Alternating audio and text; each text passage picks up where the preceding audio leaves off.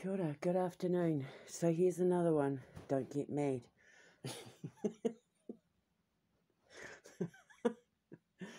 Okay, so the Nine of Wands.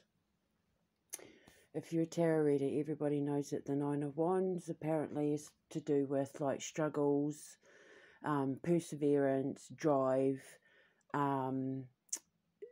surviving the battle, coming out after the battle, blah, blah, blah. So what you all need to understand is that every character in the tarot deck is a different stage of the person's ascension.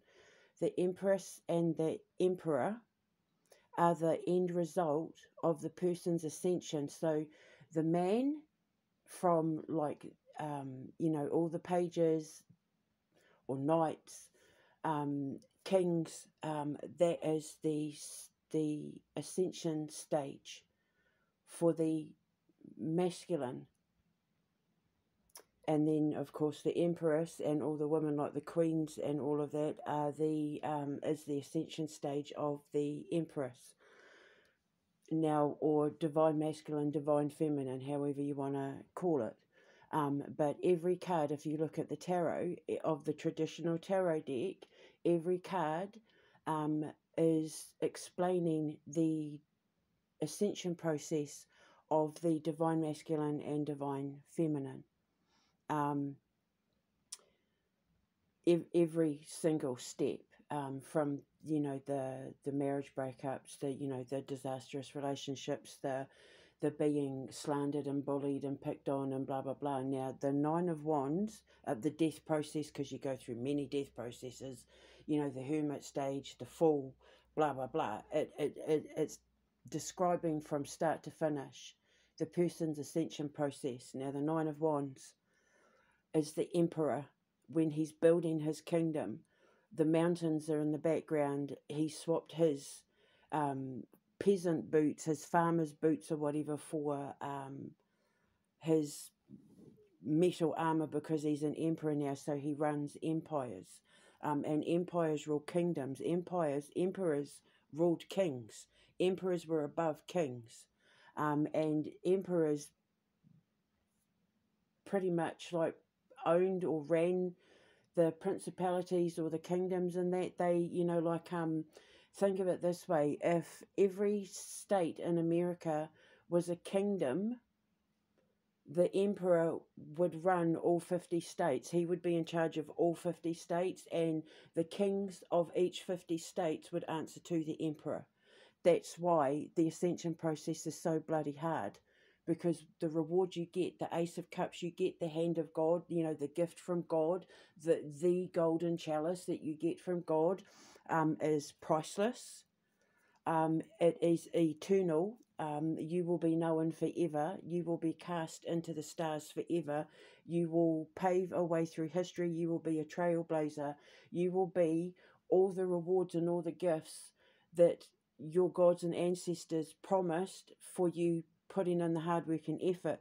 And the Nine of Wands is the Emperor building his kingdom. Indigenous people, we lived in, like Māori people, for example, we had pās.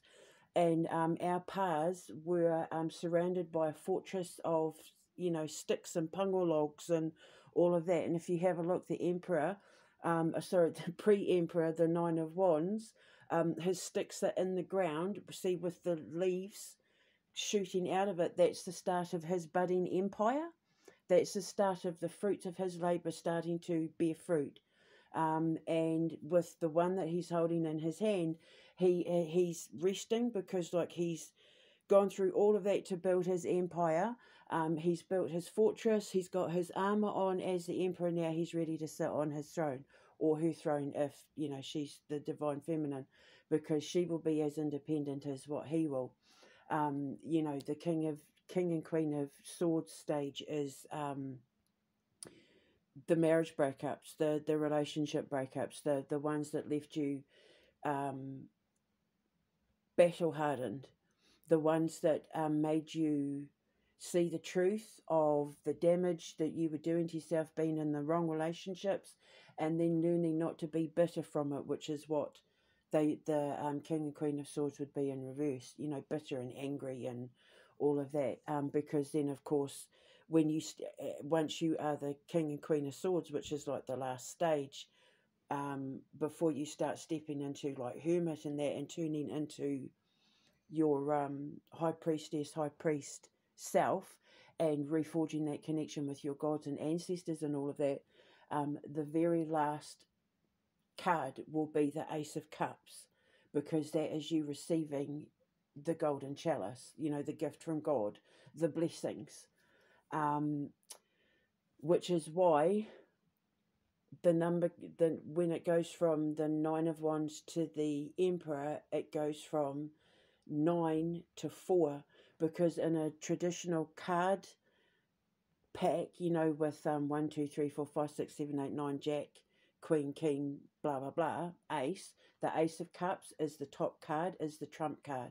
The Ace is the trump card, and in tarot, the Ace of Cups is the trump card. That is the top card, and that is exactly what the Emperor is achieving, or the Empress is achieving, in order to possess that gift from God, that blessing, which is why when he's the Emperor and he's sitting on his throne with the same mountains in the back, those mountains are carved in gold and his face is gold, because he's got the Midas touch.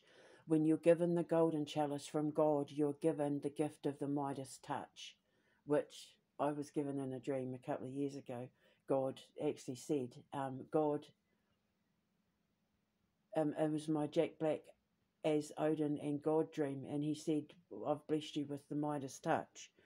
So yeah, so it means that everything I touch will be prosperous, as in all the things I've created, everything that I've built for my little empire, because I'm the Empress now in the tarot. I am now about to step into the Empress. I've just had to embrace my Queen of Swords side, my truth, you know, dealing with the truth, the cold hard facts, getting justice. I'm just about to get that justice, and then with that will come the golden chalice, like the money, for me to become the Empress, and then I can build my empire and blah blah blah. So that's what those cards mean. You'll notice as well, the Emperor's sword is gold, but it also looks very similar to an ankh, an Egyptian ankh, which is basically the key of life. It's the key of the high priestess, longevity and long life and immortality. You're promised immortality when you reach emperor status. When you receive that golden chalice, you're promised it, which is why you have to work so hard. It's why you have to make so many sacrifices, and that's what the tarot deck is, pretty much the ascension process of somebody who is destined to be chosen, to be trailblazers and soldiers and messengers for the gods and ancestors, pretty much. So that's what that means. Have a look at the cards properly. Have a look at the Nine of Wands card and the Emperor card, and you'll realise that it's him when he's older, after he's got the Midas touch and been able to turn everything into gold. So I just thought I'd explain. Pretty interesting, eh? The only thing is, why I said don't get mad, is because the only people that are going to understand the true meaning of these cards are people who are actually going through the ascension process. And if you are going through an ascension process, and I mean a proper one, don't be all like, oh, well, I'm going through an ascension process because I can do some stuff and flip some cards around, and, you know, because I'm spiritual and light incense and copy stuff off the internet and that. If you watch my stuff, if you know what I'm talking about, you're going to know that if you've gone through an ascension process, you've been locked up, you've, you know, been homeless, you've been unemployed, you've had people try and kill you, you've had people try and destroy your career, you know, your reputation, you've lost relationships, you've, like, everything, total loss. Not just like, if you haven't been to jail or been locked up or accused of something you haven't done, you've not gone through an ascension process. If you've had people judge you so badly that if you haven't had people judge you so badly that you have literally ended up on the street and had to build your life up from scratch, fix your health problems, you know, deal with legal stuff, deal with all of this, deal with all of that, medical issues, blah, blah, blah.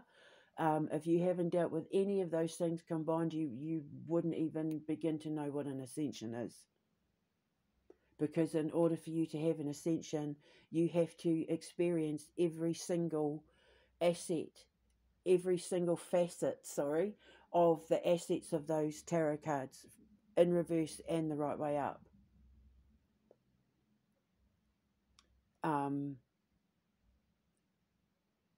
And judging by some of the comments that I read in people's YouTube channels and the people on YouTube giving these talks about ascensions and awakenings and signs of ascensions and awakenings, and that wouldn't have the first bloody clue.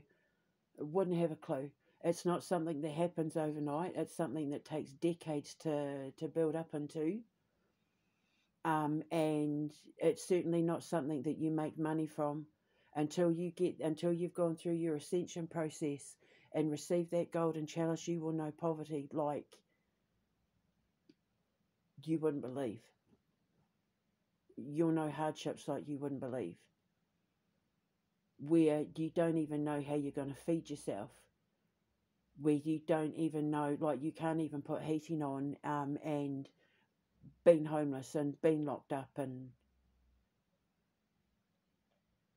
had your freedoms and your rights taken from you, your human rights, your basic human rights. If you haven't had to deal with any of that, you wouldn't know an ascension if it jumped up and bit you in the butt.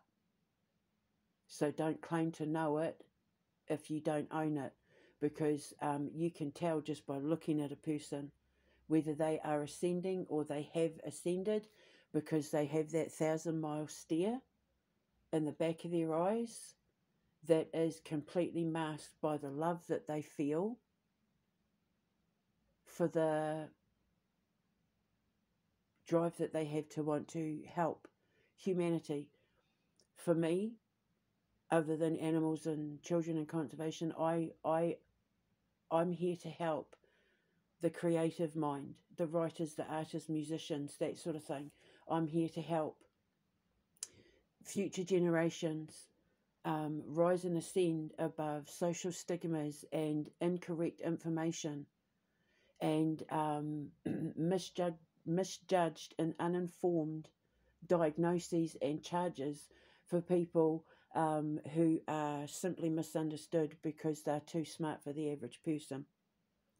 I'm here for them. My empire is being built for them. Putting the children and animals and conservation aside, I am here to help the high-functioning, creative, empathic mind, the ones diagnosed with autism and ADD and ADHD and bipolar and, you know, schizophrenia and psychosis and that. Now, obviously, I am well aware of the fact that there are some people out there that absolutely deserve to be in those places and on those medications, but I'm here for the ones who don't deserve it, who shouldn't be, who are just completely misunderstood by a society who is lumping them, tarring them with the same brush as the ones who go around shooting up schools and, you know, sexually abusing people and doing things to children and blah, blah, blah. I'm not talking about them. I am not there for them. They are mentally ill. They deserve to be exactly where they deserve to be.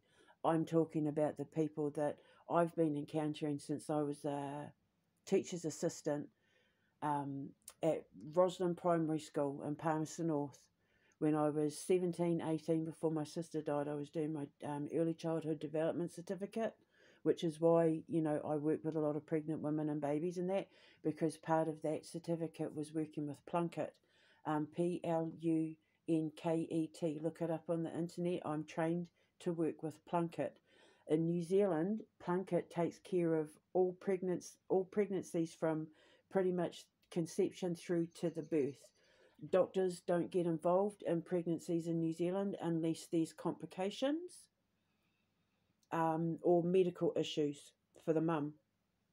Otherwise, it's midwives and people like me who assist the midwives who go in and monitor the mum's pregnancy and, you know, the baby's development, and then they will deliver the babies. And then my job after the delivery of the baby was then to take over to help the mum look after the newborn, and I'm qualified to do that right up until the age of like 9, 10, sort of end of primary school, just before you get into middle school or intermediate. Intermediate in New Zealand is what we call it. And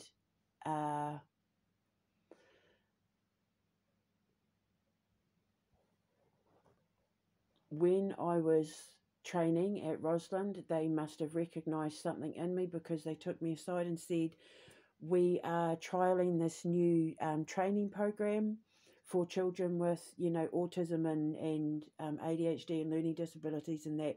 And because I was the reading teacher, I pretty much did reading and writing classes and that for most of the kids in the school under sort of like the age of sort of about 7. And I jumped at the chance, and that's when I started learning about these quote unquote disabilities, and working with these children and realizing that actually they were really incredibly friggin' smart, and I had to keep up with them, and because I made it fun for them to learn to read and write. They weren't, you know, it was boring for them, so they weren't, you know, their writing was all over the place and they weren't reading, but I made it fun for them. And so I gave them like every week, like my little boy Jason, oh God, I loved him. I've still got his letter that he wrote me when I left, and the little car that he gave me as a passing gift. It's just at the dungeon, unfortunately, in his basement down in the dungeon. But I've still got Jason's car and letter that he wrote me when I left. And he it was like difference between night and day. And yeah, the school was really, really proud of my progress, of how I did it. They couldn't believe it. I've got letters in my CV folder from teachers from that school who were just, you know, highly praising of my work with children with ADHD and autism and that. And I was only like 18 years old, 17, 18. I was 17, 18 when I was going for my certificate. My sister died. I finished my, I went to Australia when I was 18, came back when I was 19. I met my first husband when I was 20, and it was when I was doing training. I was just finishing up my training, because I went back to finish my training with Rosalind. After my sister died, I went back to finish it, and that's when they offered me a free teaching degree. And they said, we're offering free college teaching placements, and we think you'd be fantastic as a teacher. Let us pay for you to do your teacher's training. And I had to turn it down, because I was engaged to be married to my first husband, and it was for single people only, you know, people on that work-based training scheme thing, and I had to turn it down. So but the whole thing is, I think if I had stayed, I would never have ended up developing my ascension sciences and becoming a theoretical physicist and developing quantum magnetics and that, because everything that I learnt back then molded and shaped me as an occult scientist, and helped me understand quantum magnetics and the importance of staying absolutely balanced and perfect during your manifestation, and that when you're manipulating time to manifest reality, it is imperative that you stay mentally, physically and spiritually on point and focused, which is why anyone gives me any crap, the second I spot any kind of lie or glitch or anything like that, boom, they're gone, because too much is riding on this. Because when I step into building my empire, once I'm actually building the foundation, and I am already setting my sights on rescuing those kids, and I'm starting to employ systems administrators and artists and writers and musicians and programmers and security staff and electricians and all that sort of thing. I need to know that the people who are working with me are working with me, not for me and not against me, but with me. people who are on the exact same page. And then I've got my products there that I can make for them to give my staffs as individual gifts, and I will keep them topped up with them every month. I'll go into my little cabin in my home, in my little apothecary and herbery and that, and I will get my little Bunsen burners out, and I will make up their candles and sprays, and every month my staff will have their individual candles and sprays to use, and you know, I will be taking care of them, serving them good food in my cafeteria, in my cafe, and taking care of all their emotional and mental health and physical needs, all under the one roof.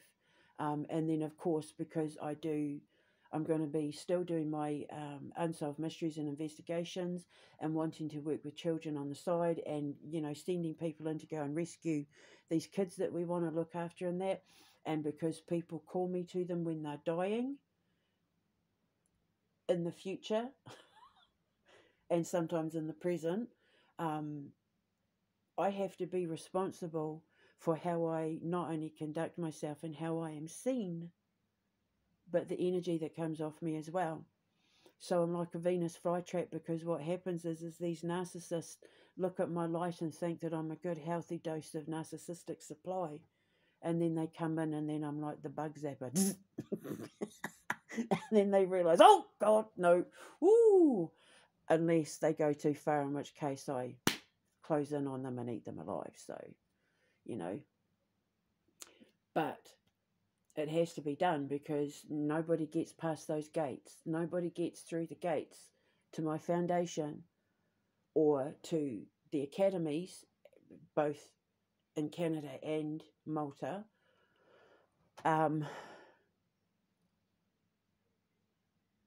Nobody gets through without my permission. Nobody gets to those kids without my permission. Me and my head of security. Nobody will get through who hasn't earned the right to be there, especially when it comes to anyone working with the occult, tarot readers, that sort of thing. You know, when I give my talks and seminars and all of that, only those on an ascending path. Thank you very much.